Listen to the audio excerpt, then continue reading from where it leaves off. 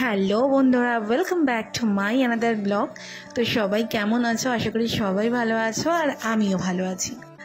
আমাদের যোগা ক্লাস থেকে একটি অনুষ্ঠান রাখা হয়েছে, তো সেই অনুষ্ঠানের উদ্দেশ্যেই আমরা সবাই আজকে বেরিয়েছি। আর দেখতেই পাচ্ছ, শ্রী শ্রী রামকৃষ্ণ সেবা সংঘ কাঁচরাপাড়ায় আমরা পৌঁছে গেছি। আর এসেই যেটা দেখলাম সেটা হলো রামকৃষ্ণ পরমহংসদেবের এরকম একটা আসন। এত ভালো লাগছিল দেখে, চোখটা জুড়িয়ে যাচ্ছিল। আর এত সুন্দর একটা অনুষ্ঠানে আমরা আমন্ত্রণ পেয়েছি, এটাই আমাদের কাছে অনেকটা সৌভাগ্য। আর দেখতেই পাচ্ছ যে মহারাজ বসে আছেন, তার কাছ থেকেও আমরা অনেক কিছু শুনতে পারবো, জানতে পারবো। তো চলো, অনুষ্ঠানটা শুরু হলে অবশ্যই তোমাদের সাথে শেয়ার করব ভিডিওটা, তার জন্য কিন্তু তোমাদেরকে পুরোটা দেখতে হবে। ওখানকার পরিবেশটা না তোমাদেরকে জাস্ট বলে বোঝাতে পারবো না। কি সুন্দর দেখো, ধুনো দেওয়া হচ্ছে, আর ধুনোর গন্ধ এত সুন্দর লাগে, তোমরা তো সবাই জানো। ওখানকার পরিবেশটাই না একটা অন্যরকম তৈরি হয়ে গেছিলো, জানো তো। চলো আস্তে আস্তে তোমাদেরকে পুরো সাজানোটা শেয়ার করি, দেখতে থাকো ভিডিওটা, আশা করি ভালো লাগবে। তো দেখতেই পাচ্ছ যে সাজানো হচ্ছে। আর চলো তোমাদের সাথে একটু ভিডিও ক্লিপ শেয়ার করি। আমি অল্প অল্প করে ক্যামেরাবন্দি করেছি, তো সেটাই তোমাদের সাথে শেয়ার করছি।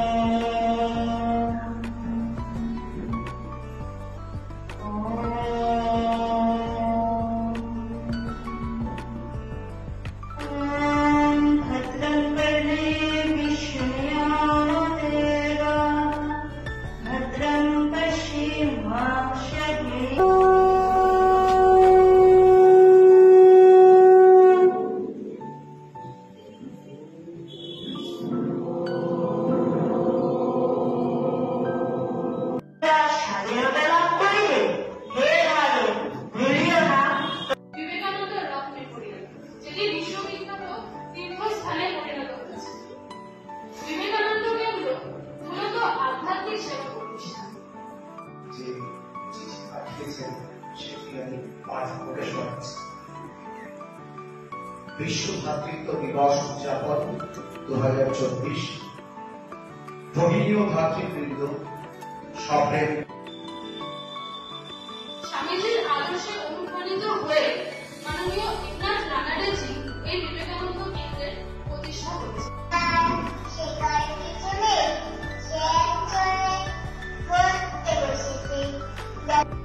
এরপর মহারাজকে বরণ করে নেওয়া হলো।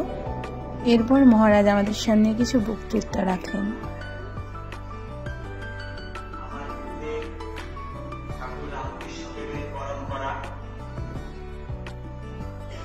মায়ের শিষ্য স্বামী কৃষ্ণানন্দ বিবেকানন্দকে বোঝা আর ভাবধারা বোঝা প্রয়োজন নয়। আমিও স্বাভাবিক বুঝি, তবে তার বাণীগুলো খুব ভালো লাগে। তার মধ্যে থেকে একটা বাণী আমি বলবো, বুদ্ধি বলে মার্জনা করে। কঠিন ও চরম সংকটপূর্ণ সময়ে মানুষের আচার ব্যবহারের পরীক্ষা হয়। নিজের ক্ষমতা যোগ্যতা বাড়ানো উচিত, কোথা থেকে সেটা বড় কথা নয়। এই ক্ষমতা বা যোগ্যতা স্বভাবজাত হতে পারে বা অর্জিতও হতে পারে, তবে থাকা আবশ্যক। সেই কারণে মহারাজ যে জিনিসটা অলরেডি মহারাজ শক্তি মনে হচ্ছে যে মহারাজ শক্তি ভালোবেসেছেন স্বামীজিকে। স্বামীজিকে যেমন প্রথমে ইনিশিয়ালি একটা অল্প সময় দেওয়া।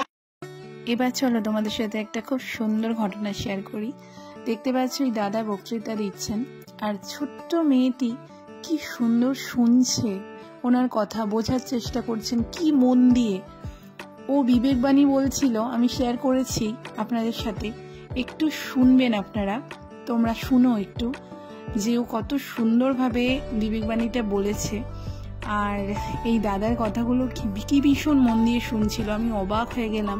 আমরা বড়রা যেখানে ধৈর্য হারিয়ে ফেলি, ও কি সুন্দর একভাবে মন দিয়ে শুনছিল দাদার বাণী। আমি সত্যি স্পিচলেস হয়ে গেছিলাম ওকে দেখে।